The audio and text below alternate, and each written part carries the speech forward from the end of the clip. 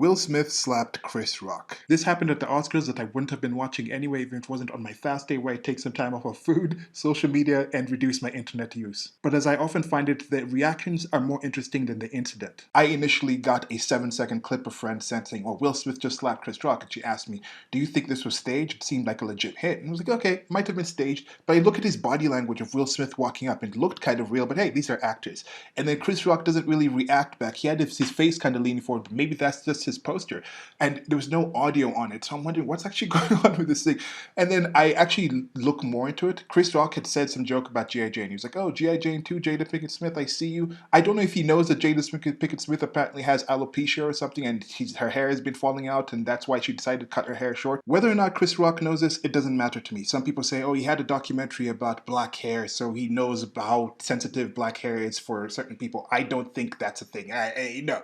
Comments about your hair should be enough to hit someone. Comments about the hair of someone who's not even you should be enough to hit someone. And chances are that was not enough to hit Chris Rock. Because you can see Will Smith was laughing to begin with. People thought, oh, this was kind of acted, this was kind of staged. They thought, could somebody really just hit somebody based off of what was said there? And some people are trying to defend that. Say, yeah, you know, he said this about Jada. No. There's an initial reaction by the people in the Oscars who knew it wasn't staged. They released a statement saying, oh, that joke was not approved ahead of time and we do not support violence. I don't think you should be in an environment where jokes need to be approved ahead of time. Who are these people? Who are these children that you need to approve jokes? No, they have a lot of influence and power and you don't want to offend someone in the wrong way. Remember they were talking about Kanye West couldn't be allowed to some kind of show because he was acting unstable and things like this? Well, Will Smith has done this. He goes back to his seat and yells twice, "Keep my wife's name out your mouth." It's not censored, it's on live TV, so that gets out there, and they just let him sit there and get his award. Some say, oh, we should focus on Ukraine more. This is taking away attention from that. You can focus on more than one thing, but your attention to Ukraine is not going to affect that much. Understanding what's happening here with this sort of violence that happens a lot more frequently on people's day-to-day lives can actually help you get out of a situation or prevent violence against somebody else. Some of the people on the left, the regressives, who are normally like, oh, we're anti-violence, unless it's against people who are like Trump supporters and things like that, of course, seem to come out and say, oh, no, this Zelensky is showing that nice masculinity defending his nation.